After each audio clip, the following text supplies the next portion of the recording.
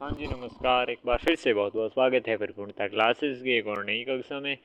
आप और हम क्या देख रहे थे? जनसंख्या में अपने विश्व में जनसंख्या वितरण देख रहे थे, प्रवास देख रहे थे। चलिए उसी कक्षा को आगे बढ़ाते हुए, अपने उसी टॉपिक को आगे बढ़ाते हुए इस कक्षा में स्टार्ट करते हैं।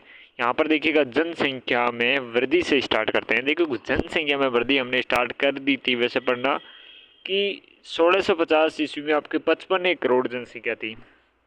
कितनी जनसंख्या थी आपके? 1650 में 55 करोड़ जनसंख्या थी। फिर 1750 में आपकी 1750 में कितनी 72 करोड़ बनती हैं। और फिर आपकी क्या है, 93 करोड़ आपके 1800 ईस्वी में हो जाती हैं।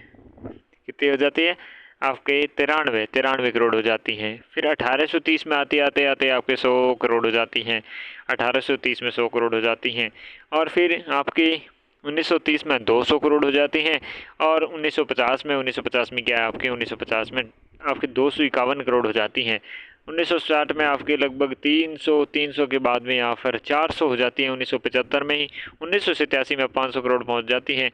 और 1999 में आपकी 6000 करोड़ पहुँच जाती है। और 2011 में 7 करोड़ आपके पहुँच जाती है। कितनी? सॉरी, 700 करोड़, 600 करोड़, 700 करोड़। और 2025 में कितनी? 800 करोड़। प्रारंभ से लेकर क्या दोस्तों? प्रारंभ से लेकर 1650 ईस्वी तक तो विश्व की जनसंख्या लगभग स्थिर रही। प्रारंभ से लेकर 1650 तक तो अपनी स्थिर रहती हैं। और इसके बाद 1650 से 1950 के बीच तक मंद वृद्धि होती है। मंद मंद स्नेह स्नेह आपकी क्या होती हैं? यहाँ पर वृद्धि ऐसे आपके देखने को मिलती है 1650 से 1950 तक मंद गति से आपकी क्या है? मंद गति से भाई आपकी होती है क्या? वृद्धि। और 1950 से 2000 के बीच में होता है। 1950 से 2000 के इन 50 वर्ष में आपके होता है क्या? विस्फोट होता है दोस्तों, विस्फोट होता है। विस्फोट हो जाता है। किसका विस्फोट हो जाता है? विस्फोट होता है वृद्धि का, जनसंख्या का। वर्तमान में घटती दर से वृद्धि का काल चल रहा है। वर्तमान में तो घटती दर से अपने वृद्धि का काल चल रहा है, लेकिन इस समय आपके 50 वर्षों में तो विस्फोट होता है, विस्फोट होता है। देखिएगा दोस्तों, महाद्वीपों की दृष्टि से जनसंख्या वृद्धि का इतिहास 1650 ईस्वी से अब तक देखते हैं। अपने महाद्वीपों की दृष्टि से जनसंख्या का वृद्धि का इतिहास 1650 ईस्वी से अब तक का देखें तो मित्रों ये बात है कि एशिया की बात करते हैं। सबसे पहले एशिया की बात करें। एशिया में अपने क्या है, 1650 ईस्वी में विश्व की कुल जनसंख्या का 60% से अधिक अर्थात 35 करोड़ लोग निवास करते थे। 1650 में विश्व की कुल जनसंख्या का 60% आपके 60% से अधिक अर्थात 35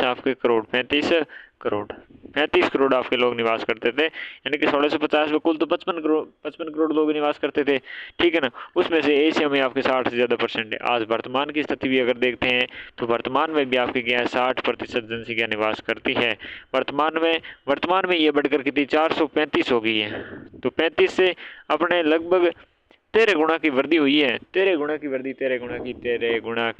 वृद्धि होते हुए आपके कितने पहुंच गई है? 435 पहुंच गई है। 435, ठीक है ना।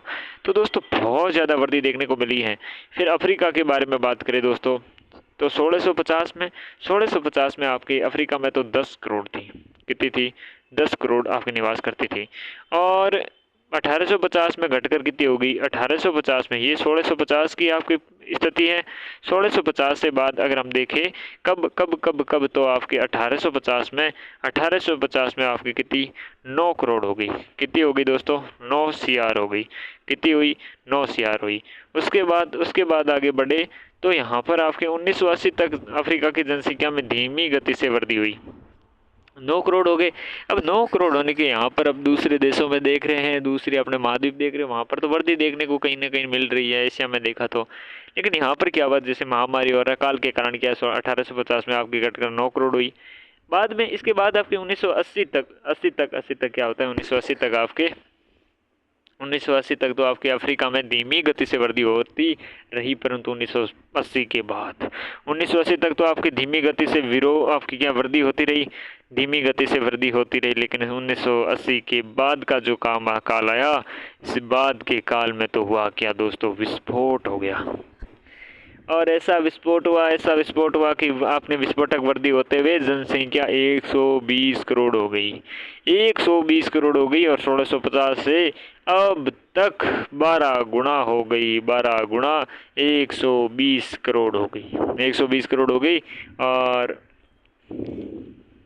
अफ्रीका में विश्व की जनसंख्या का 17% निवास करता है, 17% आपकी क्या निवास करता है। तो ये बात ऐसे में हमने देखा कि 1650 में कितने 60% थी, यानी कि 35 करोड़ थी विश्व की, और आपके 435 करोड़ वर्तमान में होगी, 13 गुना की वृद्धि देखी। 60% जनसंख्या निवास करती है, वहीं आपके अफ्रीका में 17% निवास करती है। और आपके 1650 से अब तक आपके 12 गुना की वृद्धि हुई है, और कितनी हो गई है आपके 10 करोड़ से यहाँ पर सीधे आपकी 120 करोड़ हो गई है। तो कितने का हो गया आपके 12 गुना की वृद्धि हो गई। तीसरा, यूरोप में देखो दोस्तों कि 1650 में आपके 10 करोड़ लोग थे, और वर्तमान में 74 करोड़ हो गए हैं। लगभग आपके 7.50 गुना की ही वृद्धि हुई है, ठीक है ना। तो यहाँ पर जनसंख्या तो देखिए 1650 में 10 करोड़ ही है यूरोप और अफ्रीका में, लेकिन यूरोप ने लगा दी लगाम, और आपकी वृद्धि है ना, ये वृद्धि कम वृद्धि के कारण अन्य महाद्वीपों की ओर अन्य आपके जो होने वाला उत्प्रवास, और वर्तमान में पूर्वी यूरोप के अनेक देशों में आपकी ऋणात्मक वृद्धि दर का होना, पूर्वी यूरोप के अनेक देशों में ऋणात्मक वृद्धि दर का होना, और जो आपने अन्य महाद्वीपों की ओर जो उत्प्रवास हुआ, इस उत्प्रवास के कारण क्या है, यहाँ पर यूरोप में जनसंख्या वृद्धि कम हुई। ओके, तो 1650 में आपकी कितनी थी, 10 करोड़ थी, और वर्तमान में 72 कितने 74 करोड़। तो यानी कि आपके 7.5 की 1 गुना आपकी वृद्धि हुई। अब उत्तरी अमेरिका की बात करते हैं मित्रों। उत्तरी अमेरिका में 1650 में 10 लाख लोग थे। उत्तरी अमेरिका में 1650 में तो कितने थे, 10 लाख ही लोग थे, 10 लाख ही, ठीक है ना। लेकिन वर्तमान में कितने हैं, 50 करोड़ है। उत्तरी अमेरिका में 50 करोड़ हैं, 500 गुना की वृद्धि हुई है। कितना गुना की, 500 गुना की वृद्धि हुई है। 500 गुना की वृद्धि कितने दोस्तों, 500 गुना की वृद्धि हुई है, 500 गुना की वृद्धि हुई है। परंतु ये इतनी अधिक वृद्धि प्राकृतिक रूप से नहीं हुई, बल्कि यहाँ पर अन्य महाद्वीपों से आपके बड़े जो पैमाने पर क्या हुआ, आप्रवास हुआ, यानी कि आगे यहाँ पर रहने के लिए, जिससे एक बड़ा हिस्सा है आपके यूरोप से आने वाले प्रवासी थे। यूरोप से लोग आपके उत्तरी अमेरिका में आए, और 10 लाख की जनसंख्या कैसे 50 करोड़ तक पहुँच गई, पता भी नहीं चला। अब देखिएगा दोस्तों, दक्षिणी अमेरिका के बारे में बात करें तो 1650 में तो 1 करोड़ थे, और अब वर्तमान में 40 करोड़ हो गए हैं। तो 1 करोड़ से आपके 40 करोड़ तक पहुंचे हैं, यानी कि कह दे कि 40 गुना की वृद्धि हुई है दोस्तों। कितने गुना की वृद्धि हुई, 40 गुना की वृद्धि हुई, 40 गुना की वृद्धि हुई, जिसका कारण अन्य महाद्वीपों से होने वाला आप्रवास था। अन्य महाद्वीपों से क्या, आप्रवास था। ऑस्ट्रेलिया में देखें तो 1650 में 20 ही लाख लोग थे। यहाँ पर तो बात हमने करी तो 10 ही लाख लोग थे उत्तरी अमेरिका में, तो यहाँ पर अपने कितने थे, 20 लाख लोग थे, 20 लाख लोग थे। और अब 4 करोड़ हो गए हैं दोस्तों। कितने हो गए, अब हो गए हैं 4 करोड़। कितने हो गए, अब 4 करोड़ हो गए। लगभग 20 गुना की वृद्धि, 20 गुना की वृद्धि, ठीक है ना। तो ऑस्ट्रेलिया में तो ज़्यादा देखे तो जनसंख्या नहीं है इतनी, 4 करोड़ ही है। कितनी है, 4 करोड़ है। वहीं अपने दक्षिण अफ्रीका में देख रहे हैं 40 करोड़ हो रही है, ठीक है ना। देखिएगा अन्य महाद्वीपों से आप्रवासी हुआ है। यहाँ पर भी आपके अन्य महाद्वीपों से प्रवास हुए। वैसे तो यहाँ पर ऐसी जगहों पर जो आप यूरोप के साइड वगैरह पर जो कैदी हुए करते थे, उन कैदियों को जो उग्र प्रवृत्ति के लोग होते थे यहाँ पर छोड़ दिया जाता था। और आज यहाँ पर देखें तो बड़े उग्र प्रवृत्ति के कारण, यहाँ पर आनुवंशिकता के कारण भी यहाँ पर देखें मुस्टंडे मिलते हैं। रुबगी जैसे गेम यहाँ पर खेले जाते हैं यहाँ पर, ठीक है ना। ओके, विश्व की जनसंख्या वृद्धि के उपयुक्त विश्लेषण से पता चलता है कि पिछले 2 शताब्दियों में विश्व की जनसंख्या 7 गुना से अधिक लगभग 8 गुना वृद्धि हुई है। विश्व की जनसंख्या वृद्धि के उपरोक्त विश्लेषण से पता चलता है कि पिछले 2 शताब्दी यानी कि 200 वर्षों में देखें तो जनसंख्या 7 गुना से अधिक 8 गुना तक लगभग वृद्धि हुई है। पिछली आपकी शताब्दी में विश्व की संख्या 4 गुना बढ़ी है। एक शताब्दी में आपकी 4x हुई है। 1950 से अब तक आपके 3 गुना वृद्धि हुई है और 1975 से अब तक आपके 2 गुना हुई है। तो 75 से तो हुई है 2 गुना, 50 से हुई है 3 गुना, एक शताब्दी से 100 वर्षों से हुई 4 गुना, 2 शताब्दियों से हुई है 8 गुना। ये बातें आप उनको देखने को मिलती हैं। हम बताइए ऑस्ट्रेलिया में 20 लाख ही थे अपने 1650 में, लेकिन आज 4 करोड़ लोग हो गए हैं। दक्षिण अफ्रीका में भी 1 करोड़ लोग थे, 40 करोड़ लोग हो गए। उत्तरी अमेरिका में 10 लाख लोग थे, कितने हो गए? 50 करोड़ हो गए। 10 लाख से 50 करोड़ हो गए और यहाँ पर अपने 1 करोड़ से 40 लाख ही बढ़े। तो देख सकते हो 40 करोड़ हुए, 1 करोड़ से 40 करोड़ हुए दक्षिण अमेरिका में। उत्तरी अमेरिका में आपकी ये होगी। ये एक बेसिक अपने अंडरस्टैंडिंग है। बाकी हमने जो पिछले क्लास में हम पढ़ रहे थे जनसंख्या, हमने एशिया वगैरह में बहुत बेहतर तरीके से देख लिया है। 500 करोड़ हो चुके हैं, कितने परसेंट है, बहुत सारी चीज़ें थे।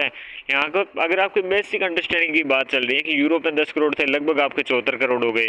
और अफ्रीका में तो 10 करोड़ थे, कितने हो गए? 9 आपके चलते चलते चलते चलते कितने हो गए? 120 करोड़ हो गए। ठीक है ना। और ये 435 तो वही है 35 से। तो यहाँ की बातें अब करने के बाद विश्व की जनसंख्या 2 गुना होने में आपके लगने वाला समय विश्लेषण किया जाए। अगर विश्व की जो जनसंख्या है, ठीक है ना, विश्व की जो अगर जनसंख्या है उसका विश्लेषण किया जाए तो अपने ईस्वी सन की 1650 में 1500 वर्षों में भी आपके अधिक समय लगा। 1650 तक तो आपकी क्या है, 1650 तक तो 1500 जो वर्ष हैं, 1500 वर्षों से भी अधिक समय लगा। 17वीं शताब्दी के मध्य में 18वीं शताब्दी के पूर्वार्ध तक लगभग 180 वर्ष में आपकी जनसंख्या वो दोगुनी हो गई। 180 वर्ष लगे आपके दुगने होने में। 19वीं शताब्दी के आपके पूर्वार्ध में 20वीं शताब्दी के आपके पूर्वार्ध तक दोगुना होने में समय लगता है 100 वर्ष। कितना लगता है? 100 वर्ष लगता है। और 20वीं शताब्दी की पूर्वार्ध से 21वीं शताब्दी के पूर्वार्ध या वर्तमान तक आपके जनसंख्या के दोगुना समय होने पर समय तेजी से घटा है। लगने वाला समय के तेजी से घटा है। 1930 के बाद आपके दोगुना होने वाले समय में 45 वर्ष लगे हैं। परंतु आपकी क्या है, 1950 से 2000 के बीच आपके अर्थात 20वीं शताब्दी के उत्तरार्ध में जनसंख्या मात्र 35 से आपके 40 वर्षों की अवधि में दोगुना हो गई है। वर्तमान में जनसंख्या के आपके दोगुना होने लगने में पुनः बढ़ रहा है।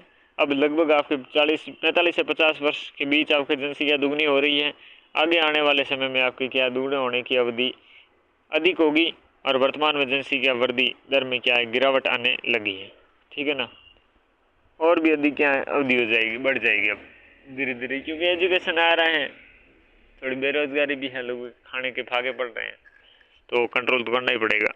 इसमें में कुल जनसंख्या में 100 करोड़ की वृद्धि का विश्लेषण किया जाए तो पहली बार 100 करोड़ होने में आपके लाखों वर्ष लगा, परंतु 1830 से 1930 के बीच आपके 100 वर्ष ही लगे थे। ठीक है ना। और फिर 1930 से 1960 के बीच में आपके 20वीं शताब्दी के मध्य में 30 वर्षों का समय लग रहा था, परंतु 1960 से आपके वर्तमान तक 100 करोड़ की वृद्धि में 12 वर्ष से 15 वर्ष ही आपके लग रहे हैं। 1930 से 1960 में आपको 20वीं शताब्दी में 30 वर्ष लग रहे थे। 1960 के बाद में आपकी 100 करोड़ की वृद्धि में 20 वर्ष से 12 वर्ष से आपकी क्या, 15 वर्ष, 12 वर्ष से 15 वर्ष तक ही लग रहा है। 75 से अपने 2011 के बीच देखें, 75 से आपके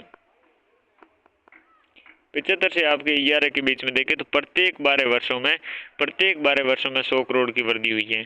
और अब 100 करोड़ की वृद्धि में लगने वाला समय थोड़ा सा बढ़ रहा है। कैसे थोड़ा सा बढ़ रहा है? वर्तमान में संख्या आपकी वृद्धि अत्यधिक होते हुए भी आपकी वृद्धि की जो दर है वो घटती जा रही है। वृद्धि तो बहुत हो रही है, लेकिन वृद्धि की जो दर है, ये दर आपकी घटती जा रही है। ठीक है। जनसंख्या संक्रमण सिद्धांत हम देखेंगे। ओके, लेकिन आपको ये चीज़ें समझ में आई ना, यही बात थी कि आपके 100 वर्ष लगे, आपके 180 वर्ष लगे, किसमें 180 वर्ष लगे आपके दुगुना होने में। ठीक है ना।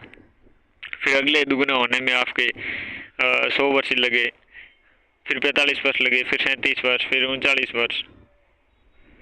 ठीक है ना। तो ये विश्लेषण हमने देखा।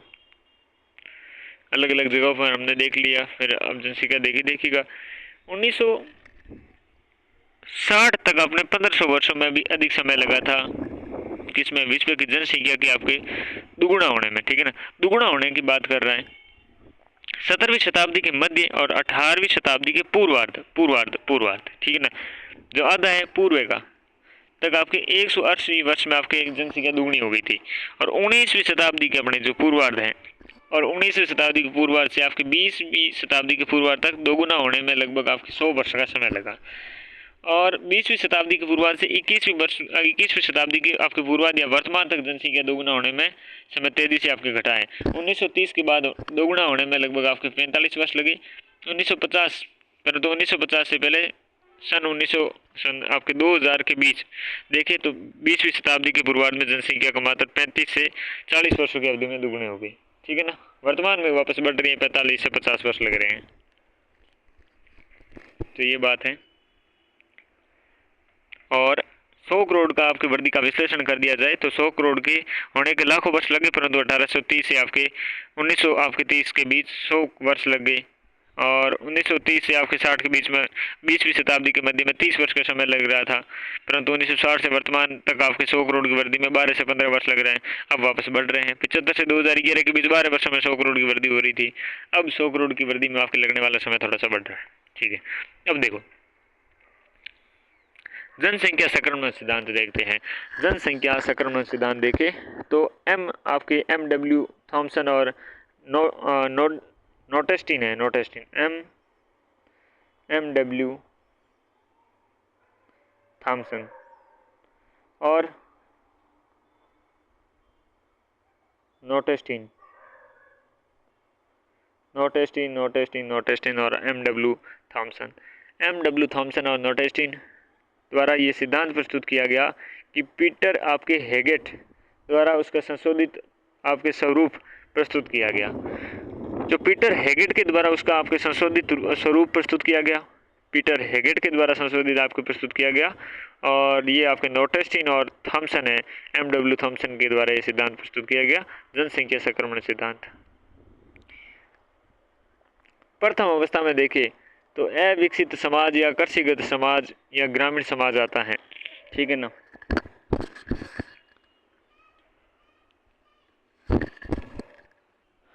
ग्रामीण अपने खेतिया रहे, वहाँ पर जननांकीय संक्रमण आपके किस तरफ हुआ है, नगरीय औद्योगिक की तरफ हुआ है।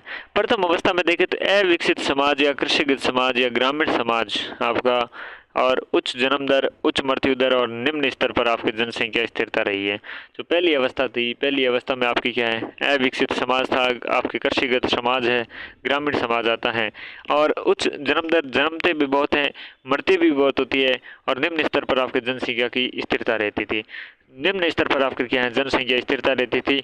और भारत 1901 से लेकर 1921 के काल में इस अवस्था में था। और यूरोप है अपना, यूरोप औद्योगिक क्रांति से पूर्व इस अवस्था में था।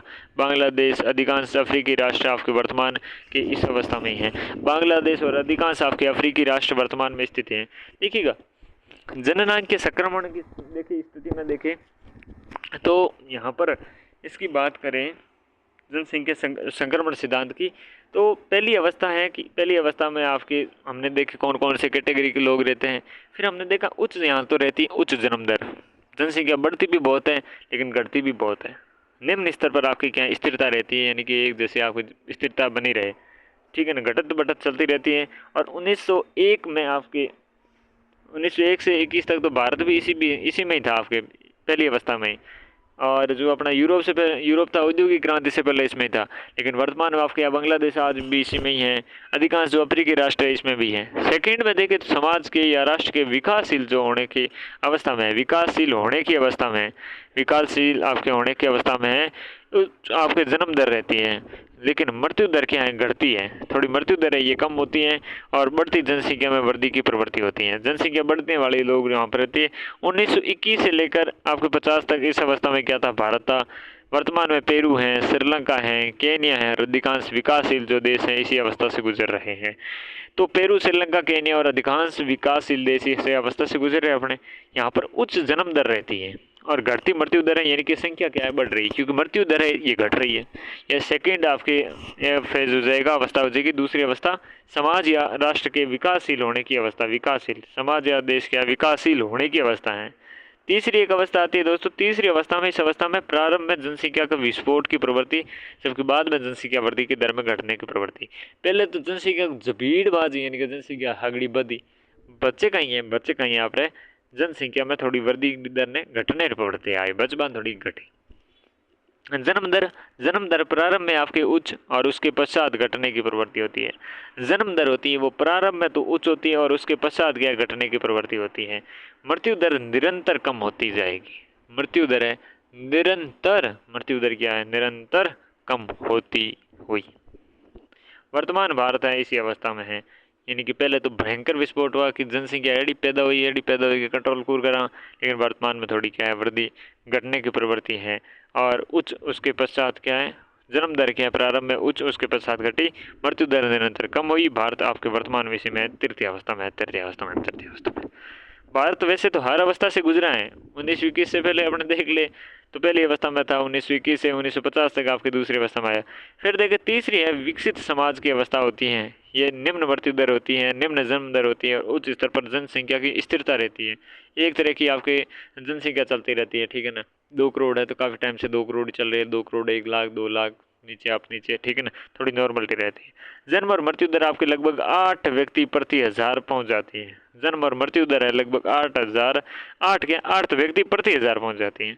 अधिकांश यूरोपीय और कुछ ऐसे राष्ट्र जिसमें जापान है, इजराइल है और दक्षिणी कोरिया इसमें शामिल है। कनाडा और संयुक्त राज्य अमेरिका इसी अवस्था में है, तो आपके विकसित वाले समाज इसमें शामिल होंगे।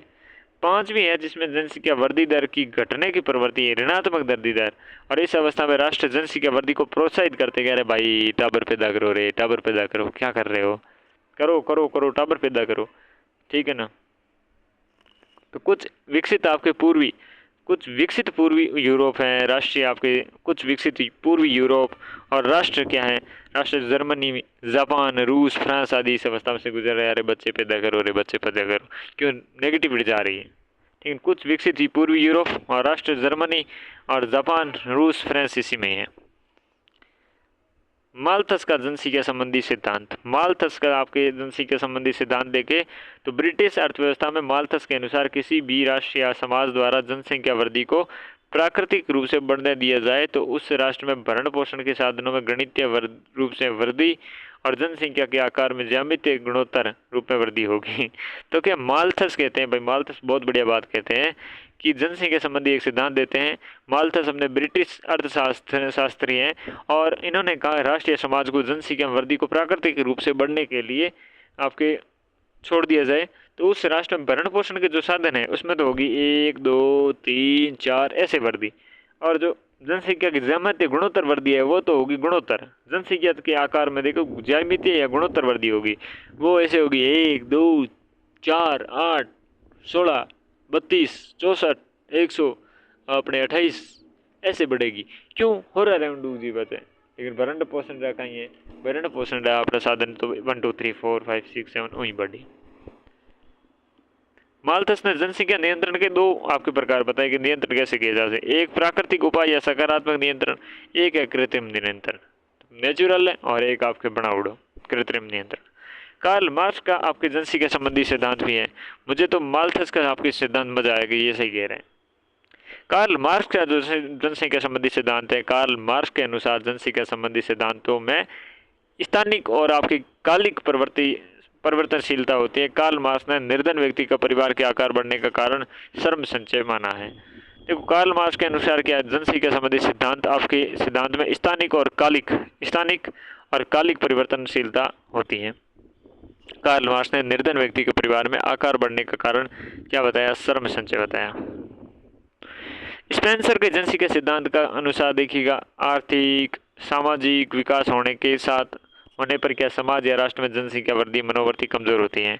जैसे जैसे स्पेंसर कहते हैं कि आर्थिक और सामाजिक विकास होने पर समाज या राष्ट्र में जनसंख्या वृद्धि की मनोवृत्ति कमजोर होती है, आर्थिक और सामाजिक रूप से सक्षम होते यार की वास्तव में थोड़ी ग्राम कम टाबरी ठीक है एडी मेंटेलिटी हो जाए। शेडलर का जनसंख्या संबंधी सिद्धांत है। तो शैडलर के अनुसार जनसंख्या वृद्धि के अधिक बढ़ने पर जनसंख्या वृद्धि की मनोवृत्ति कमजोर होती है। जनसंख्या की वृद्धि की अधिक बढ़ने पर, जब वृद्धि बहुत अधिक हो जाती है तो जनसंख्या वृद्धि की मनोवृत्ति कमजोर हो जाती है कि यार ये तो कचरो हो गयो, घणो हो गयो, बाफी लावण है। एक कोण कहवे ए शैडलर कहवे। स्पेंसर बात के भी, कार्ल मार्क्स के बारे में आप बात कर ली, ठीक है। माल्थस मस्त बात के भी है। और पूरे बाद में आप बात करा कि जनसंख्या संबंधी अन्य महत्वपूर्ण सिद्धांत है। जनसंख्या संबंधी आपके अन्य महत्वपूर्ण सिद्धांत है, जैसे कि सिद्धांत है प्रतिपादक भी देगा, तो वृद्धि अवस्था का सिद्धांत देगा। तो वृद्धि अवस्था है, वृद्धि अवस्था का सिद्धांत है, ये वृद्धि अवस्था का सिद्धांत है रोस्तोव ने कहा। अनुकूलन जनसंख्या सिद्धांत है, ये एडविन कैनन ने कहा। अनुकूलतम जनसंख्या, अनुकूलतम आपकी क्या है, अनुकूलतम जनसंख्या सिद्धांत है, ये एडविन कैनन। अनुकूलतम जनसंख्या सिद्धांत है, ये एडविन कैनन है। अनुकूलतम जनसंख्या सिद्धांत एडविन कैनन, और वृद्धि अवस्था का सिद्धांत है रोस्तोव। अब प्रवास की बात करते हैं, माइग्रेशन की बात करते हैं। तो देखिएगा, व्यक्ति या व्यक्तियों के समूह का अपने निवास को छोड़कर अन्य स्थान पर या स्थायी या अस्थायी रूप से बस जाना प्रवास कहलाता है। व्यक्ति है, चाहे पर्सनली हो, चाहे आपके ग्रुप वाइज सामूहिक रूप से हो, अपने निवास को छोड़ दिया, अपना निवास है उस निवास को तो भाई छोड़ दिया, और अन्य स्थान पर आपके स्थायी रूप से या अस्थायी रूप से बस जाना क्या कहलाता है, प्रवास कहलाता है। प्रवास के परिणाम ये होते हैं, देश में अंदर आपके जनसंख्या के वितरण में असंतुलन पैदा हो जाता है। कहीं पर आपकी अच्छी जगह लगी तो बहुत सारे खचाखच भरी जाते हैं, और कहीं पर सूखली जगह हुई तो खाली हो जाते हैं मेरे दोस्तों, खाली हो जाते हैं। तो क्या है, जनसंख्या के वितरण में असंतुलता आ जाती है, कहीं पर सघन, कहीं पर विरल, ऐसी स्थिति पैदा हो जाती है। नगरों की जनसंख्या में आपकी आयु या जन्म या मृत्यु दर में गंभीर असंतुलन पैदा हो जाता है। नगरों की जनसंख्या में आयु और जन्म या मृत्यु दर में आपके गंभीर असंतुलन पैदा हो जाता है। प्रवासी देखिए, कोई व्यक्ति जो अपने राष्ट्र से दूसरे राष्ट्र में बसने के लिए जाता है उसे प्रवासी कहते हैं। अपने राष्ट्र से दूसरे राष्ट्र में क्या है, बसने जाना, प्रवासी। और प्रवास क्या है, अपने निवास स्थान को छोड़कर अन्य स्थान पर स्थायी या अस्थायी रूप से बस जाना। प्रवास के प्रकार देखिए, सबसे पहले उत्प्रवास है। प्रवासी का किसी स्थान को छोड़कर जाना, ये क्या कहलाता है, उत्प्रवास। स्थानांतरण की वह प्रक्रिया जिसमें मनुष्य एक स्थान से दूसरे स्थान पर जाते हैं, अर्थात किसी व्यक्ति द्वारा अपने राष्ट्र से बाहर जाने की जो प्रक्रिया है, उत्प्रवास। जैसे यूरोप से आपके अमेरिका जाना, भारत से चीन जाना, तो प्रवासी का किसी स्थान को छोड़कर जाना क्या कहलाता है, उत्प्रवास। एक स्थान से दूसरे स्थान पर, अर्थात व्यक्ति द्वारा अपने राष्ट्र से बाहर जाने की प्रक्रिया उत्प्रवास कहलाती है। अप्रवास देखिएगा, अप्रवास में आपके प्रवासी का किसी स्थान पर जाना, किसी स्थान पर आना, तो अप्रवास में स्थानांतरण की वह प्रक्रिया जिसमें मनुष्य बाहरी स्थान से किसी स्थान या प्रदेश के अंदर आते हैं, अर्थात दूसरे देश में निवास के लिए आने की प्रक्रिया अप्रवास कहलाती है। दूसरे देश में निवास के लिए आने की प्रक्रिया अप्रवास। उत्तरी अमेरिका में ब्रिटेन, जर्मनी, इटली, फ्रांस आदि आपके यूरोपीय देशों से लोगों का अप्रवास। उत्तरी अमेरिका है, उत्तरी अमेरिका में आपकी क्या, ब्रिटेन, जर्मनी, इटली और फ्रांस। उत्प्रवास मतलब जाना, अप्रवास मतलब किसी देश में आना। ये टर्म अलग अलग है, बात एक ही कह रहा है। उत्प्रवास तो जाना किसी में, राष्ट्र से बाहर जाने की प्रक्रिया, और अप्रवास मतलब प्रवासी का किसी स्थान पर आना। जैसे उत्तरी अमेरिका में ब्रिटेन से, जर्मनी ने, इटली से, फ्रांस से आ गए। प्रवास के पक्ष देखें तो प्रवास के हम 5 पक्षों के बारे में बात करेंगे। हमने अप्रवास, उत्प्रवास देखे, जो प्रवास के प्रकार हैं। प्रवास के प्रकार 2, उत्प्रवास, अप्रवास, ठीक है। और प्रवास के प्रकार देखे तो 5 आपके प्रवास के पक्ष है, प्रकार तो 2 देख लिए। दूरी के पक्ष,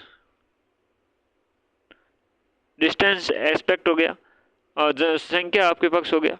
काल पक्ष हो गया, काल पक्ष के बाद हमने देखे स्थिरता पक्ष है, कारण पक्ष है, कोज एस्पेक्ट है, स्टेबिलिटी एस्पेक्ट है, और टाइम एस्पेक्ट है, एंड ऑल्सो नंबर एस्पेक्ट है, संख्या पक्ष है। सबसे पहले इन प्रवास के पक्ष में आपके दूरी पक्ष। प्रवास क्या है भाई, किसी स्थान को आपके छोड़कर दूसरे स्थान पर हम जा रहे हैं, ठीक है ना, जा रहे हैं, चाहे स्थायी और अस्थायी रूप से, ये प्रवास कहलाता है। इसके पक्ष देखे, दूरी पक्ष। दूरी के आधार पर आपके प्रवास निम्न प्रकार के हो सकते हैं। एक होता है अंतर महाद्वीपीय प्रवास। प्रारंभ में प्राकृतिक के कारणों से अंतर आपके महाद्वीपीय प्रवास के उदाहरण मिलते हैं।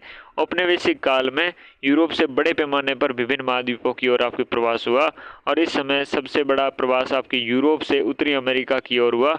इसे ग्रेट अटलांटिक माइग्रेशन के नाम से जानते हैं, ग्रेट अटलांटिक माइग्रेशन कहते हैं। अधिक दूरी के कारण आपके अंतर महाद्वीपीय प्रवास सामान्यतः संख्यात्मक रूप से कम होते हैं, क्योंकि बहुत ज़्यादा लंबी दूरी होती है तो दूरी में आपके एक अंतर महाद्वीपीय प्रवास यानी एक महाद्वीप से दूसरे महाद्वीप में जाना। जैसे कि यूरोप से आपके उत्तरी जो अमेरिका है वहाँ पर बहुत लोग गए थे। पुनर्जागरण से पहले अंतर महाद्वीपीय प्रवास के उदाहरण अत्यंत कम मिलते हैं, परंतु उसके बाद आर्थिक कारणों से वर्तमान तक आपके इस प्रकार के प्रवास लगातार देखने को मिल रहे हैं। दूसरा महाद्वीपीय के बाद हम बात करें तो अंतर्राष्ट्रीय प्रवास देखें तो एक देश से दूसरे देश की ओर होने वाला प्रवास अंतर्राष्ट्रीय प्रवास कहलाता है। अंतर्राष्ट्रीय प्रवास कहलाता है मित्रों। अंतर्राष्ट्रीय प्रवास एक देश से दूसरे देश की ओर होने वाला प्रवास क्या है? अंतर्राष्ट्रीय प्रवास कहलाता है। ये दूरी के आधार पर बता रहे, पहले महाद्वीप के आधार पर बताया क्योंकि महाद्वीप में बहुत ज़्यादा दूरी, फिर अंतर्राष्ट्रीय में थोड़ी कम दूरी करते हुए एक देश से दूसरे देश। प्रत्येक अंतर महाद्वीपीय प्रवास अंतर्राष्ट्रीय प्रवास भी होता है। जो आपके अंतर्द्वीपीय प्रवास हो रहा है अंतर्राष्ट्रीय प्रवास भी होगा क्योंकि वो राष्ट्रों के बीच में भी हो रहा है। यूरोपीय देश के बीच आपके अंतर्राष्ट्रीय प्रवास अत्यधिक होता है। संख्या की दृष्टि से भारत से पश्चिमी एशिया की ओर, जो पश्चिमी एशिया है वहाँ पर पश्चिमी एशिया में आपकी क्या है ईरान की साइड पर आपके क्या लोग आपके रोजगार के लिए अत्यधिक अंतर्राष्ट्रीय प्रवास हुआ है।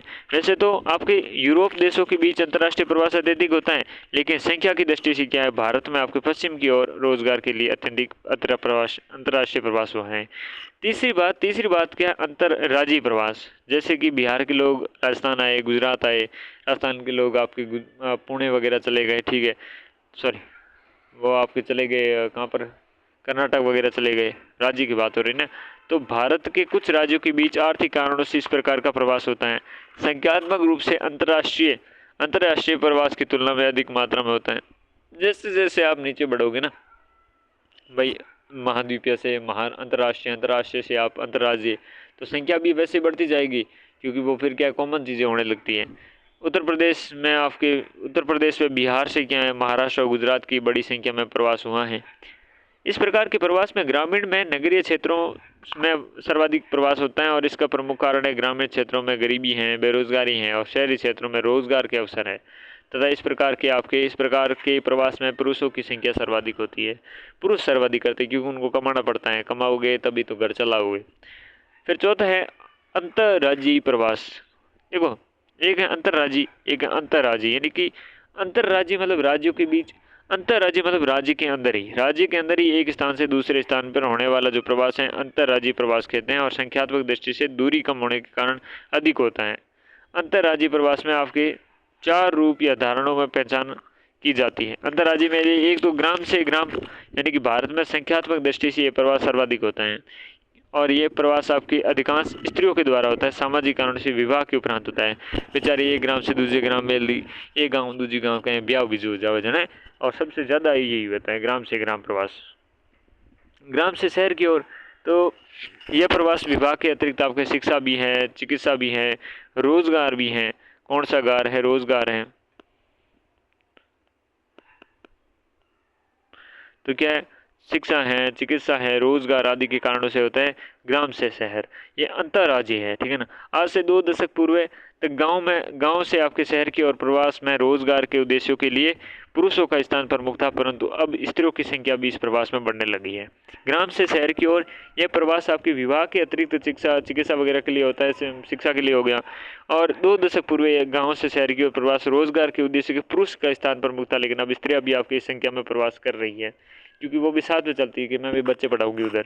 शहर से शहर देखें तो ये संख्यात्मक दृष्टि से गांव से शहर प्रवास की तुलना में कम होता है क्योंकि ये भी आपके विवाह के साथ विभिन्न आर्थिक कारणों से होता है। शहर से गांव की तरफ यह प्रवास तो अत्यंत ही कम है भाई।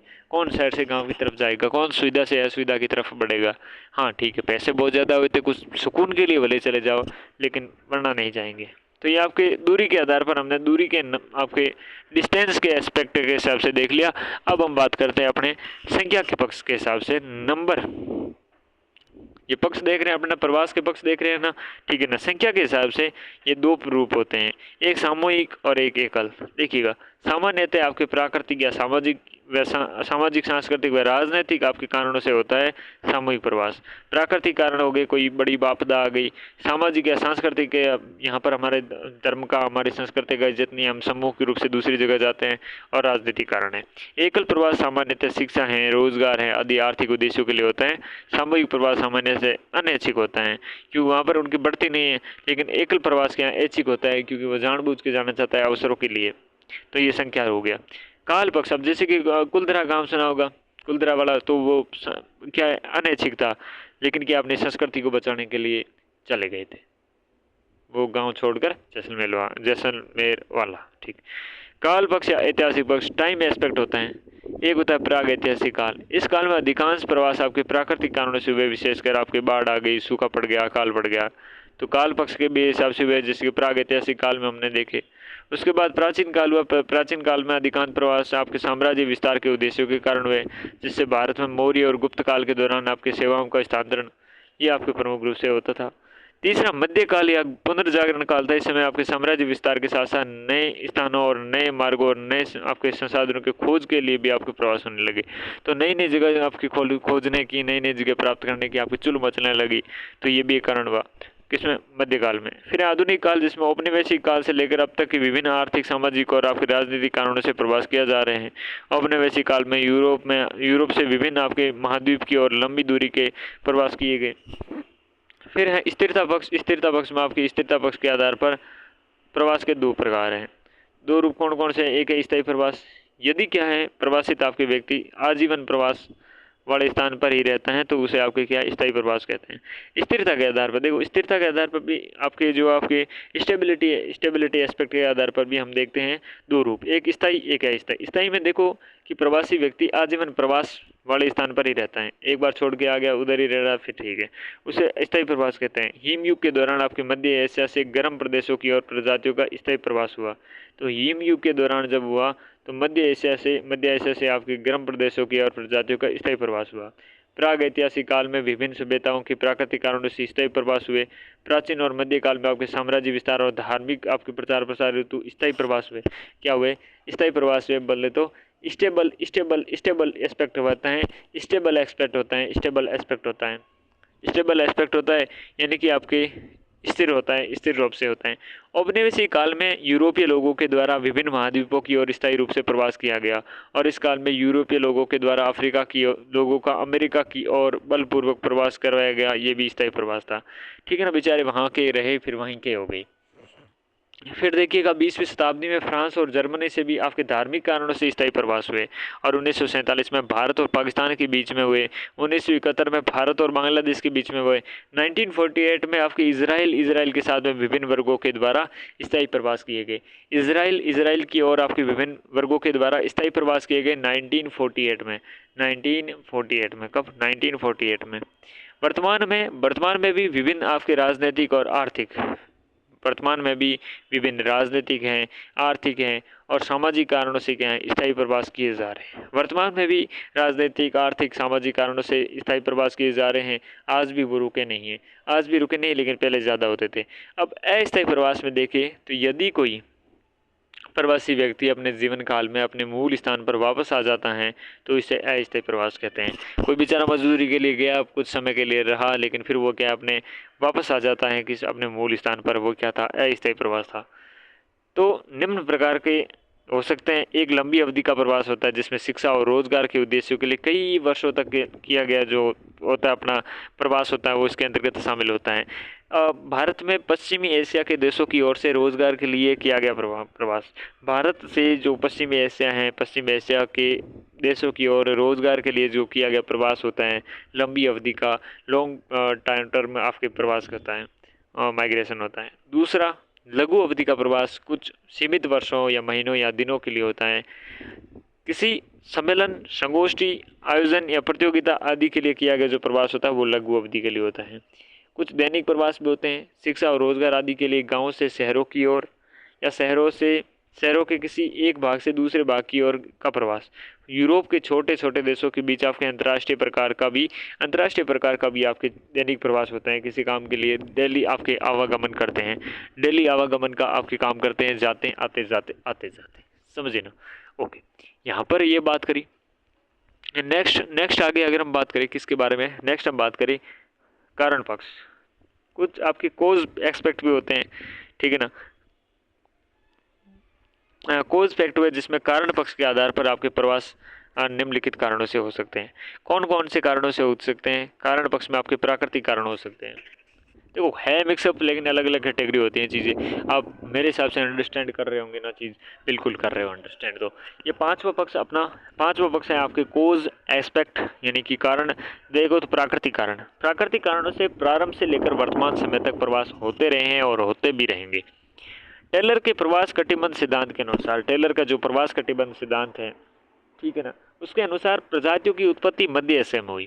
जो अपना कौन सा एक सिद्धांत है? टेलर के प्रवास कटिबंध का सिद्धांत है। टेलर का ये सिद्धांत, प्रजातियों की आपकी उत्पत्ति मध्य एशिया से हुई। कहाँ से हुई? जो प्रवास की उत्पत्ति है, ये प्रवास की आपके प्रजातियों की उत्पत्ति मध्य एशिया से होती हैं और हिमयुग के आगमन के कारण उनका भूमध्य रेखा गर्म प्रदेशों की ओर स्थानांतरण हुआ। जैसे ही हिमयुग आया, इस हिमयुग का आपके आगमन होने के कारण, हिमयुग के आगमन के कारण के बाद भूमध्य रेखा जो गर्म प्रदेश है उसकी तरफ आपके हुआ क्या? स्थानांतरण हुआ।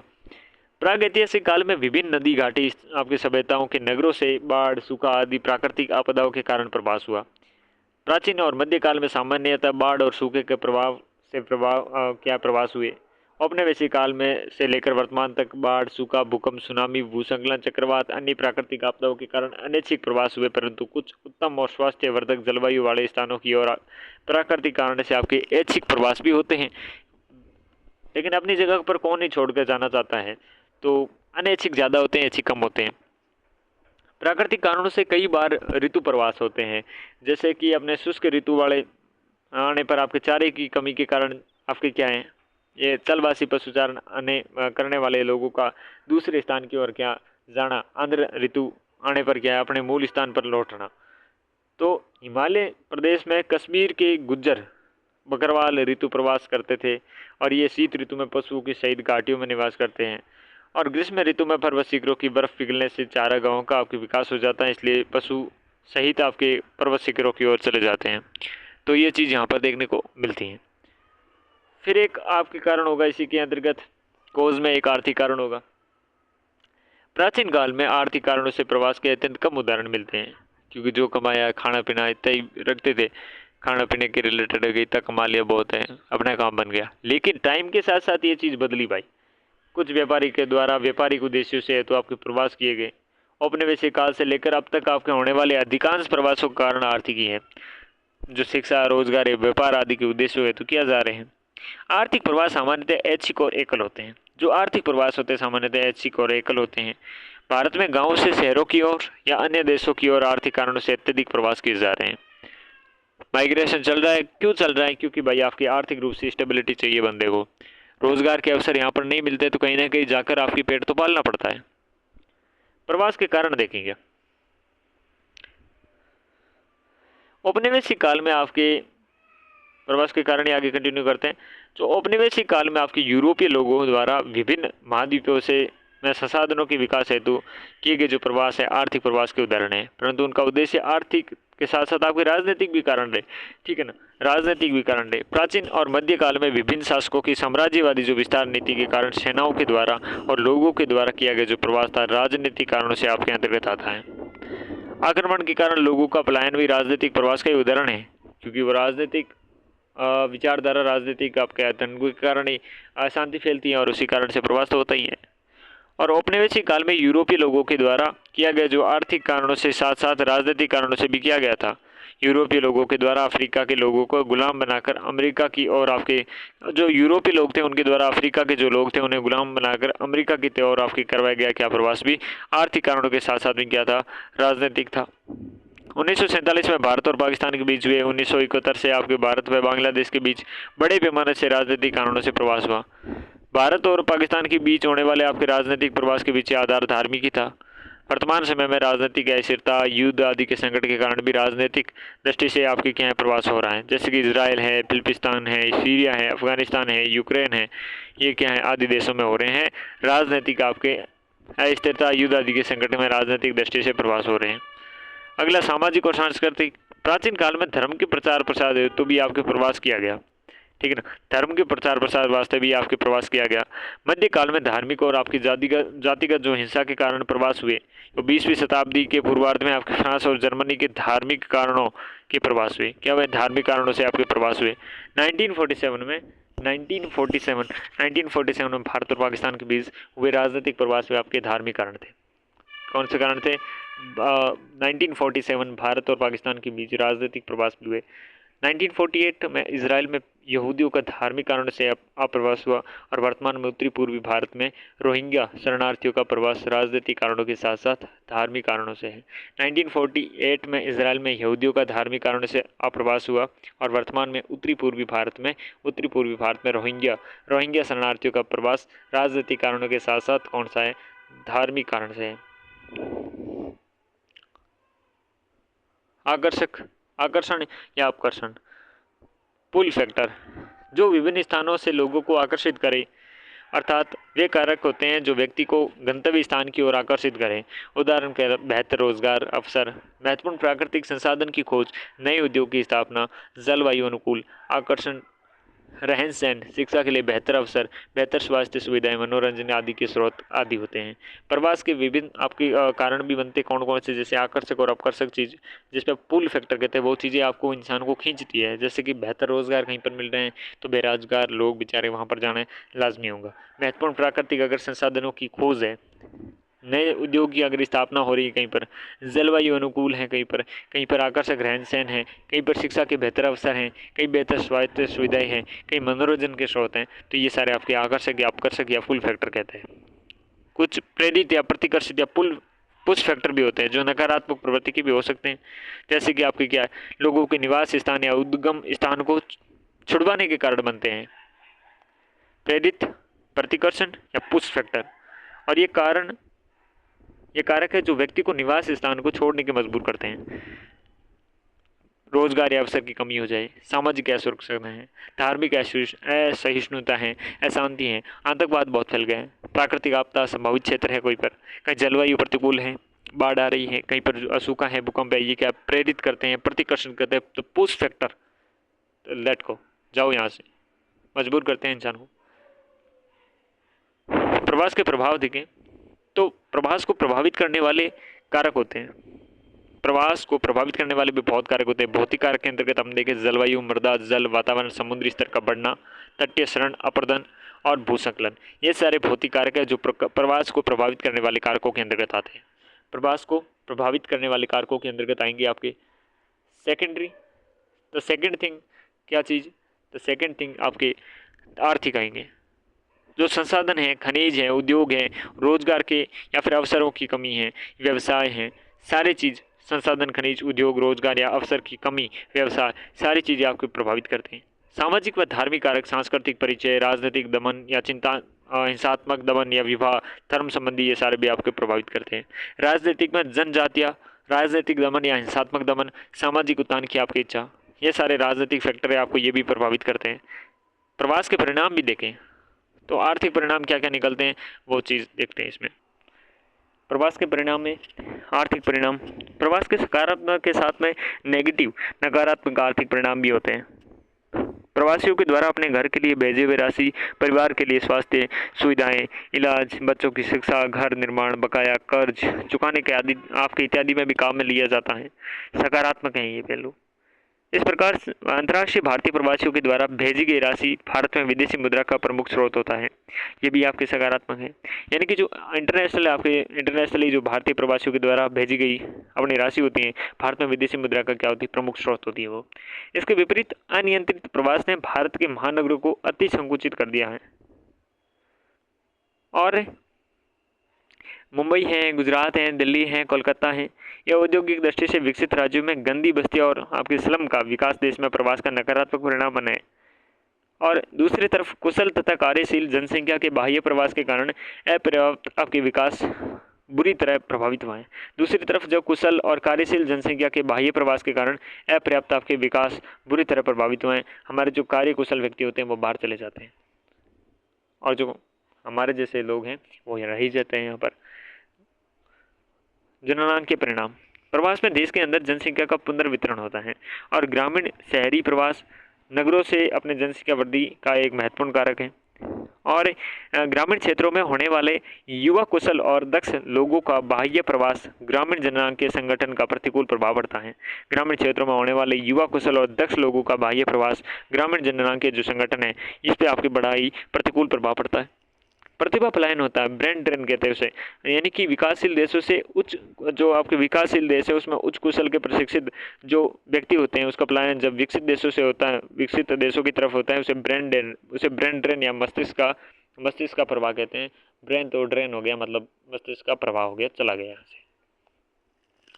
नेक्स्ट, अन्य परिणाम। कुछ नकारात्मक परिणाम ऐसे जैसे जैसे आपने कौन से पुरुष और महिलाओं के चयनित प्रवास के कारण लिंग संरचना में असमानता देखने को मिलती है। जो अपने नकारात्मक परिणाम तो ये है कि पुरुष और महिलाओं के चयनित प्रवास के कारण अगर कहीं पर पुरुष ज़्यादा चले जा रहे हैं, कहीं पर महिला ज़्यादा जा रही है, तो ये लिंग संरचना में असमानता दिखेगी।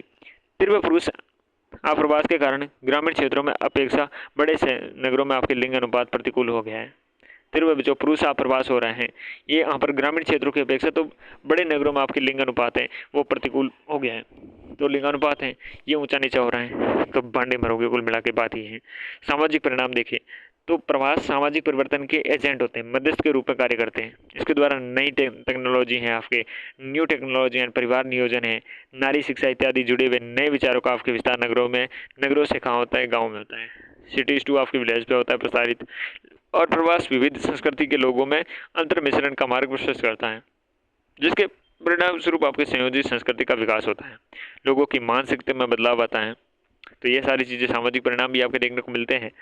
और पर्यावरणीय परिणाम है, ग्रामीण से नगरीय प्रवास के कारण लोगों का अति आपके संकुचन या संकुलन नगरीय क्षेत्रों में आपके वर्तमान सामाजिक और भौतिक अवसंरचना का आपके दबाव डालता है, सामाजिक और भौतिक अवसंरचना का दबाव डालता ही है। भारत के राज्यों में प्रवास देखिए, आप्रवास और उत्प्रवास, यानी कहाँ पर रहे हैं ज़्यादा, आ रहे हैं महाराष्ट्र में, दिल्ली में और हरियाणा में। कहाँ पर आ रहे हैं आपके महाराष्ट्र, दिल्ली और हरियाणा में। जहाँ कहाँ से रहे हैं, उत्प्रवास कहाँ रहे हो रहे हैं, उत्प्रवास आ रहा है उत्तर प्रदेश, बिहार और राजस्थान। बात समझ भाई ना, आप प्रवास आ रहे हैं महाराष्ट्र में, आ रहे हैं दिल्ली में, आ रहे हैं हरियाणा में धमक रहे हैं, और जा रहे हैं यूपी, बिहार और राजस्थान के लोग, ये उत्प्रवास हो गया, ठीक है ना। भारतीय प्रवासी आपके इंडियन आपकी बात करें यहाँ पर, उत्प्रवासी भारतीय विश्व में देखें तो संख्या की दृष्टि से, यानी कि विश्व में अंतर्राष्ट्रीय धन प्रेषित प्राप्त करने वाला अपने संख्या की दृष्टि से देख रहे हैं सबसे पहले तो भारत है, दूसरा मैक्सिको है, तीसरा चीन है। विश्व में अंतर्राष्ट्रीय धन प्रेषण प्राप्त करने वाले शीर्ष देश हैं। विश्व में अंतर्राष्ट्रीय धन प्रेषण भेजने वाले शीर्ष देश हैं, यूएसए हैं, सऊदी अरब है और स्विट्जरलैंड है। तो धन प्रेषण का प्राप्त करने वाले तो भारत से हैं, फिर मैक्सिको है, फिर चीन है, और भेजने वाले में यूएसए है, सऊदी अरब है और स्विट्जरलैंड है। वे देश जहाँ भारतीय अधिक संख्या में गए हैं, उत्प्रवासी हैं, कहाँ पर गए हैं उत्प्रवासी बनकर, यानी कि गए हैं तो यूएई में गए हैं, अमेरिका में गए हैं और सऊदी अरब में गए हैं। यूएई के साथ में अमेरिका और सऊदी अरब, वे देश जहाँ से अधिक संख्या में लोग आए हैं, अप्रवासी बांग्लादेश से आए हैं सबसे ज़्यादा, पाकिस्तान से आए हैं, नेपाल से आए हैं। तो गए कहाँ पर हैं, गए हैं यूएई में, उत्प्रवासी बने हैं, भारत के लोग उत्प्रवासी बने हैं यूएई में, ठीक है ना, अमेरिका में, सऊदी अरब में, और बांग्लादेश, पाकिस्तान और नेपाल के लोग आए हैं। और विश्व में अंतर्राष्ट्रीय धन प्रेषण प्राप्त करने की अगर बात करें तो अंतर्राष्ट्रीय धन प्रेषण प्राप्त करने वाले भारत, मैक्सिको और चीन, भेजने वाले में यूएसए हैं, अब सऊदी अरब है, स्विट्जरलैंड है। वे देश, आगे बढ़ते हैं एक बार, भारतीय प्रवासी के बारे में बात करें तो इंडियन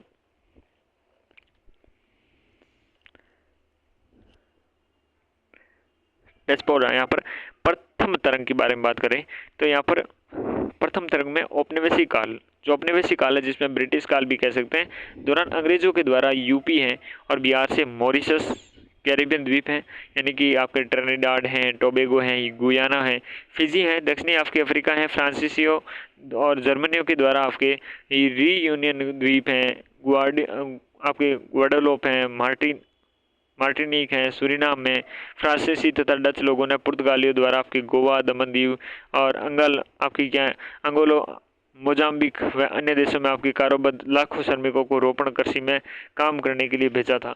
और ऐसे सभी प्रवासी गिरमिट एक्ट या भारतीय उत्प्रवास अधिनियम नामक समयबद्ध आपके अनुबंध के तहत आते थे। तो ये प्रथम आपकी तरंग है जब भारतीय प्रवासी हुए। दूसरी, आधुनिक समय में जब व्यावसायिक और शिल्पियों, आपके जो व्यापारियों और फैक्ट्री मजदूरों के रूप में आर्थिक अवसरों की तलाश में निकटवर्ती देश जैसे कि आपके थाईलैंड, मलेशिया और सिंगापुर आदि देशों में व्यवसाय के लिए गए और 1970 के दशक में पश्चिमी एशिया के सहसा तेल वर्दी के जनित श्रमिकों की मांग के कारण भारतीय आपके अर्धकुशल और कुशल श्रमिक का नियमित आपके बाह्य प्रवास हुए हैं। तो सेकेंडरी वे फर्स्ट तो पहले वे स्वतंत्रता से पहले और स्वतंत्रता के बाद आपके वैश्विक रूप से जो कर दी हैं वो आपके सेकंड तरंग हुई। थर्ड तरंग में आपके प्रवासियों की तीसरी तरंग में डॉक्टर, इंजीनियर और प्रबंध परामर्शदाता और वित्तीय विशेषज्ञ, IT सेक्टर आदि वाले जुड़े लोग ने बेहतर सुविधाएं है तो आपके संयुक्त राज्य अमेरिका है, कनाडा है, UK है, ऑस्ट्रेलिया है, न्यूजीलैंड है, जर्मनी है, प्रवास किया है। उदारीकरण के पश्चात 90 के दशक में शिक्षा और ज्ञान आधारित आपके भारतीय उत्प्रवासियों ने भारतीय प्रवास को आपके विश्व के सर्वाधिक शक्तिशाली आपके प्रसार में भी एक बना दिया है। ठीक है ना। तो ये आपके भारतीय प्रवासी की चीज़ें फर्स्ट, सेकंड और थर्ड हमने वेव देखी। ठीक है ना। और श्वेत नीति देखते हैं अब। ऑस्ट्रेलिया के द्वारा 1901 में श्वेत आप्रवास नीति अपनाई गई, जिसके अनुसार गैर यूरोपीय लोगों को ऑस्ट्रेलिया की नागरिकता प्राप्त करने का अधिकार नहीं था। जो गैर यूरोपीय लोग हैं उनको गैर यूरोपीय लोगों को ऑस्ट्रेलिया की आपकी क्या है नागरिकता प्राप्त करने का अधिकार नहीं था।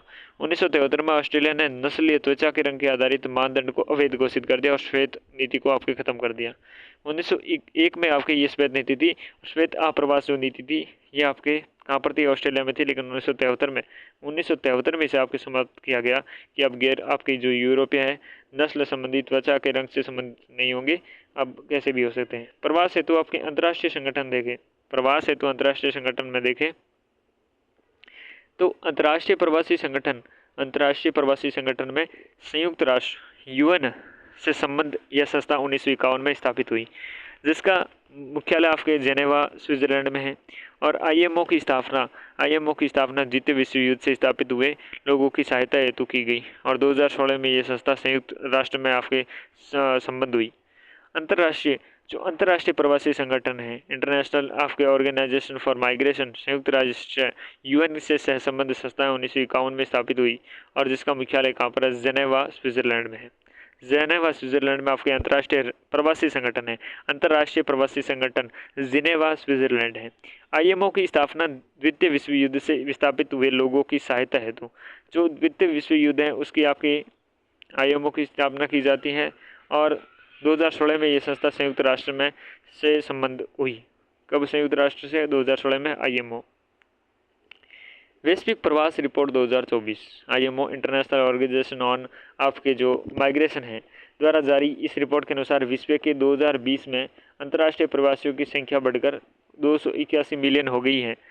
2020 में अंतर्राष्ट्रीय प्रवासी उनकी संख्या बढ़कर कितनी हो गई है, अंतर्राष्ट्रीय प्रवासियों की संख्या बढ़कर 281 मिलियन हो गई है, जो वैश्विक आबादी का 3.6% है। तो वर्ल्ड वाइड जो आपके आबादी है उसकी 3.6% है, जबकि 2019 में आपके अंतर्राष्ट्रीय प्रवासियों की संख्या 272 मिलियन थी, जो वैश्विक की कितनी थी 3.5% थी। सर्वाधिक अंतर्राष्ट्रीय प्रवासियों का अनुपात संयुक्त अरब अमीरात UAE में 88% से अधिक है। सर्वाधिक आपके अंतर्राष्ट्रीय प्रवासियों का अगर अनुपात संयुक्त अरब अमीरात में है, UAE में है 88% से अधिक। शीर्ष आपके प्रवास से संबंधित सिद्धांत या मॉडल भी देखेंगे इसमें। तो सबसे पहले यहाँ पर इससे पहले ये देखो कि शीर्ष प्रवासी देश हैं तो उत्प्रवासी और अप्रवासी, यानी कि मूल देश भारत के लोग आपके 18 मिलियन तो कहीं पर भटक रहे हैं, फिर मैक्सिको के हैं, फिर रूस के हैं। ठीक है ना। ये आपके इसकी रिपोर्ट है, वैश्विक प्रवास रिपोर्ट 2024। और अप्रवासी गंतव्य देश में आपके अमेरिका है, अमेरिका में 51 मिलियन लोग आ रहे हैं बाहर से, कहीं पता नहीं। और जर्मनी और सऊदी अरब है, फिर जर्मनी सऊदी अरब फिर है। शीर्ष अंतर्राष्ट्रीय देश से देश प्रवास गलियारा आपके हैं गलियारे की अपने 2024 में। तो शीर्ष अंतर्राष्ट्रीय देश से देश प्रवास गलियारा हैं उसके 2024 की बात करें तो मेक्सिको और संयुक्त राज्य अमेरिका, सीरियाई अरब गणराज्य और तुर्की, यूक्रेन और रूसी संघ ये प्रमुख रूप से गलियारे हैं देश से देश प्रवास 2024। मेक्सिको और संयुक्त राज्य अमेरिका और सीरियाई अरब गणराज्य उसमें तुर्की है। सीरियाई अरब गणराज्य और तुर्की, यूक्रेन और रूसी संघ, मेक्सिको और संयुक्त राज्य अमेरिका। हमने देखिए शीर्ष प्रवासी देश इस रिपोर्ट के अनुसार तो उत्प्रवासी तो हैं भारत के, अप्रवासी अमेरिका में सबसे ज़्यादा। भारत के तो 18 मिलियन इधर उधर घूम रहे हैं, फिर मेक्सिको फिर रूस है, और अमेरिका में सबसे ज़्यादा लोग 51 मिलियन आकर बैठे हैं। यानी कि भाई 51 मिलियन तो कितने संख्या बड़ी होती है यार, 5-1 करोड़ लोग तो बैठे हैं बाहर से आकर, जर्मनी में सऊदी अरब में आके बैठे हैं, काम कर रहे हैं, ठीक है ना। शीर्ष आपके गलियारा हमने देख लिया। शरणार्थी प्रवासियों में शीर्ष मेज़बान देश है तुर्की। शरणार्थियों के हिसाब से आपके तुर्की हैं मेज़बान देश। अंतर्राष्ट्रीय प्रवास में गतिशील छात्र आबादी देखें तो चीन और भारत की। अंतर्राष्ट्रीय प्रवास के लिए यानी कि छोड़ के गए हुए हैं तो गतिशील छात्र आबादी में शीर्ष पे आपके चीन है और फिर है नेक्स्ट भारत। चीन और भारत इसमें शामिल रहने वाले हैं। प्रवास से संबंधित अब हम सिद्धांत और रिपोर्टों के बारे में बात ही कर ही लेते हैं। तो सिद्धांत और रिपोर्टों में सबसे पहले प्रवास से संबंधित है। किससे संबंधित? प्रवास से संबंधित। और रेवेंस्टीन का प्रवास सिद्धांत, सबसे पहले रेवेंस्टीन का प्रवास सिद्धांत 1885 में आता है।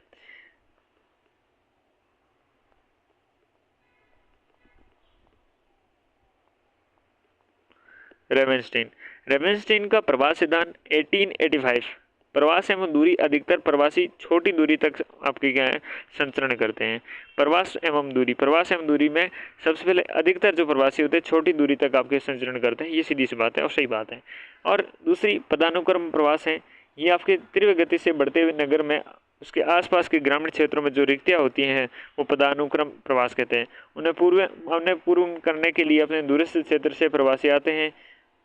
तीसरी की धारा और प्रतिधारा, प्रत्येक प्रवास की मुख्य धारा क्षतिपूर्ति हेतु आपकी प्रतिधारा उत्पन्न करती है। रेवेंस्की कहते हैं, कौन कहते हैं? रेवेंस्टीन कहते हैं ये। और चौथी बात की ग्राम नगर विभेदन, ग्रामीण लोगों की तुलना में नगरीय लोगों में प्रवास की भावना कम होती है। ग्रामीण लोगों की तुलना में नगरीय में आपके ये प्रवास की भावना कम होती है, ग्रामीणों में ज़्यादा होती है, उनको रोजगार चाहिए, सीधी सी बात है। स्त्रियों की बहुलता की बात करता है, कम दूरी के प्रवास में स्त्रियों की बहुलता है। प्रौद्योगिकी प्रगति और प्रवास, प्रौद्योगिकी प्रगति के साथ प्रवास की मात्रा बढ़ती है। प्रौद्योगिकी जैसे प्रगति होती है वैसे ही प्रवास आपकी मात्रा बढ़ती है। प्रवास के प्रेरक, प्रवास का मुख्य कारण है आर्थिक, अर्थ की वजह से बेचारे छोड़ के जा रहे हैं, नगर की रोटी किसे पसंद नहीं। नगर एवं आपके प्रवास, बड़े नगरों में प्राकृतिक वृद्धि की अपेक्षा प्रवास के कारण अधिक वृद्धि होती है। नगर एवं प्रवास, तो बड़े नगरों में प्राकृतिक वृद्धि की अपेक्षा प्रवास के कारण अधिक वृद्धि होती है। प्राकृतिक तो वहाँ पर नेचुरली आपके क्या है ज़्यादा नहीं संख्या बढ़ रही है, वो तो बेचारे आपके काम करके टाइम पे सो रहे हैं, लेकिन क्या है ये जो प्रवासी है ना ये संख्या बढ़ा रहे हैं, यहाँ आकर मतलब वही खचाखच बढ़ रहे हैं, आ गए हैं, ठीक है, आज ये फलाना आ गया, ये फलाना आ गया, ऐसे बढ़ रहे हैं, ठीक है ना। प्राकृतिक रूप से नहीं बढ़ रहा है। आपके क्या है प्रवसन है तो आपकी युवा वर्ग अधिक तत्पर रहता है प्रवसन के लिए। युवा कहते हैं छोड़ो यहाँ से, क्या कर रहे हैं गाँव में, चलो शहरों में, क्या कर रहे हैं इस देश में, चलते हैं उस देश में, ऐसा उसमें ज़्यादा रहता है। ये कौन कहता है? रेवेंस्टीन कहते हैं। कौन कहते हैं? रेवेंस्टीन कहते हैं। ये सिद्धांत 1885 में प्रवास का सिद्धांत पहले दे देते हैं। स्टीवर्ट का गुरुत्व मॉडल देखें तो ये न्यूटन के गुरुत्वाकर्षण सिद्धांत पर आपके आधारित हैं। स्टीवर्ट का गुरुत्व मॉडल और उसके अनुसार दो स्थानों के बीच प्रवास की मात्रा दोनों स्थानों की जनसंख्या के गुणनफल के समानुपाती एवं दोनों के बीच की दूरी के वर्ग के व्युत्क्रमानुपाती होता है। गुरुत्व मॉडल का प्रयोग रायली के द्वारा किसी स्थान से होने वाले फुटकर व्यापार का प्रभाव क्षेत्र ज्ञात करने हेतु किया जाता था। तो न्यूटन के गुरुत्वाकर्षण सिद्धांत पर आधारित और दो स्थानों के बीच प्रवास की मात्रा दोनों स्थानों की आपकी जनसंख्या के गुणनफल के समानुपाती और दोनों के बीच की दूरी के वर्ग के व्युत्क्रमानुपाती। तो दो स्थानों के बीच प्रवास की मात्रा दोनों स्थानों की जनसंख्या गुणनफल के तो होगी समानुपाती और दोनों के बीच की जो दूरी है उसके होगी व्युत्क्रमानुपाती। यही आपका क्या स्टीवर्ट का गुरुत्व मॉडल है। यानी कि गुरुत्व मॉडल का प्रयोग रेली या रायली के द्वारा किसी स्थान से होने वाले फुटकर व्यापार का प्रभाव क्षेत्र आपकी याद करने हेतु किया जाता था। किसके लिए? फुटकर व्यापार का आपके प्रभाव क्षेत्र याद करने के लिए।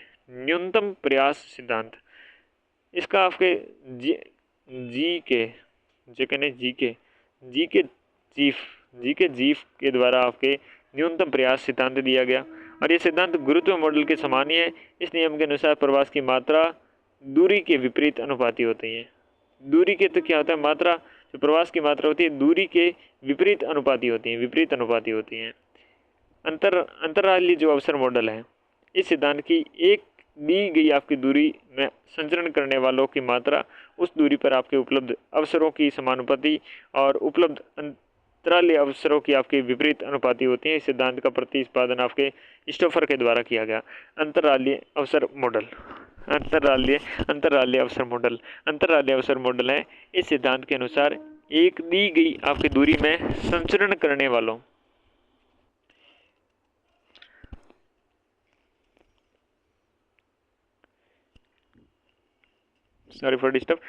अंतराली अवसर मॉडल, ये तो आपके स्टोफर के द्वारा दिया गया अंतराली अवसर मॉडल स्टोफर। ये सिद्धांत दी गई दूरी, जो दूरी है, इस दूरी के संचरण करने वालों की मात्रा उस दूरी पर उपलब्ध अवसरों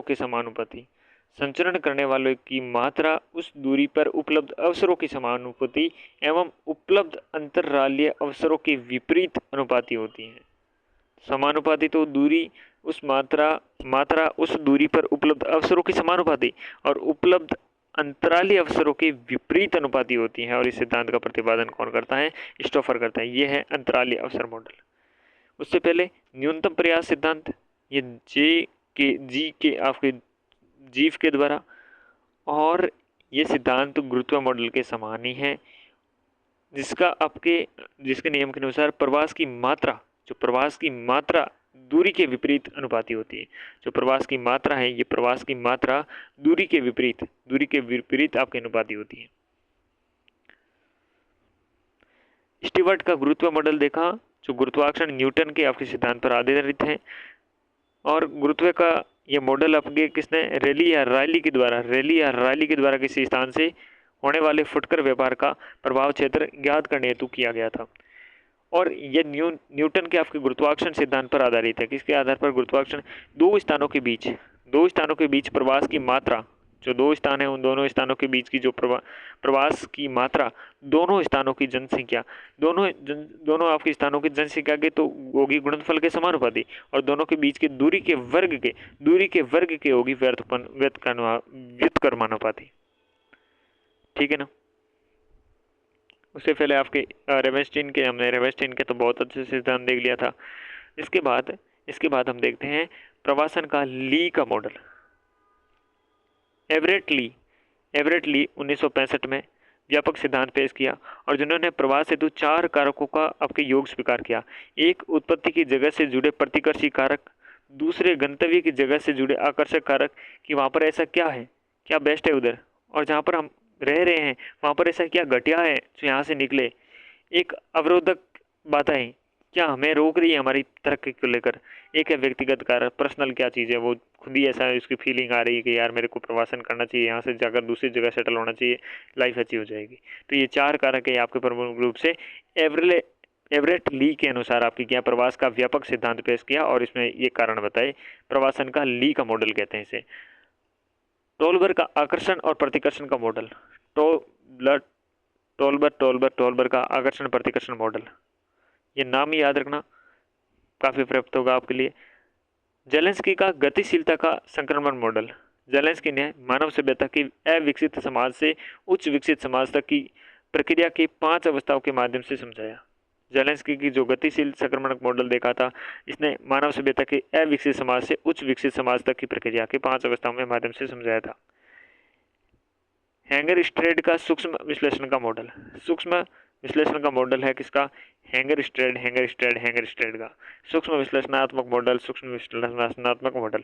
micro analysis model, hanger state के अनुसार प्रत्येक व्यक्ति अलग सूचना संचार होता है और इसी के आधार पर प्रवास का निर्णय लेता है कि उसे कैसी आपकी इंफॉर्मेशन मिल रही है, उसी इंफॉर्मेशन के आधार पर वो अपना निर्णय लेगा।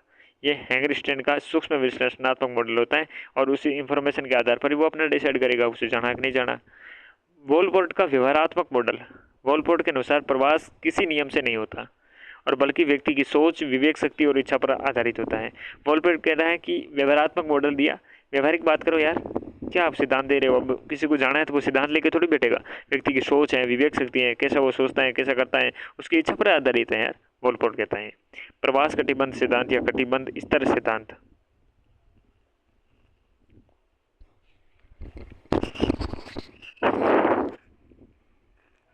तो प्रवास कटिबंध सिद्धांत या कटिबंध स्तर सिद्धांत जॉन स्टेला थ्योरी है। ये जॉन स्टेला थ्योरी प्रवास कटिबंध सिद्धांत या कटिबंध स्तर सिद्धांत ग्रिफिथ टेलर के द्वारा, ग्रिफिथ एक टेलर हुए, उसके द्वारा प्रस्तुत इस सिद्धांत के अनुसार मानव प्रजातियों का उद्गम मध्य एशिया से हुआ। कहाँ से हुआ? मध्य एशिया से। और कैस्पियन यूराल के निकटवर्ती क्षेत्र को माना। कैस्पियन जो यूराल है उसके निकटतम क्षेत्र को माना। और टेलर के अनुसार जिन प्रजातियों का विकास सबसे पहले हुआ, ये सभी प्रजातियां प्रवास करके महाद्वीपों के किनारों पर और नई प्रजातियां महाद्वीपों के आपके आंतरिक भागों से में बस गई। नई प्रजाति थी वो महाद्वीपों के आंतरिक भागों में बस गई। और ये कौन कहता है? आपके प्रवास कटिबंध सिद्धांत या कटिबंधीय स्तर सिद्धांत जॉन स्ट्रेटा थ्योरी है। जॉन स्ट्रेटा थ्योरी है जो ग्रिफिथ टेलर के द्वारा प्रस्तुत सिद्धांत है। ग्रिफिथ आपके टेलर के द्वारा जॉन स्ट्रेटा थ्योरी कहते हैं इसे। कटिबंध स्तर सिद्धांत भी कहते हैं, प्रवास कटिबंध सिद्धांत भी कहते हैं। ये बात है इसके अंतर्गत, ठीक है ना। फिर यूएन की अपनी वर्ल्ड पॉपुलेशन प्रोस्पेक्ट्स रिपोर्ट है, ये प्रोस्पेक्ट्स रिपोर्ट है, ये अगली क्लास में देखेंगे। इस कक्षा में एक बार के लिए इतना काफ़ी है और आगे बढ़ते रहेंगे बढ़ते रहेंगे बढ़ते रहेंगे। चले इस कक्षा में बस इतना ही, मिलते हैं अगली कक्षा में, तब तक के लिए नमस्कार।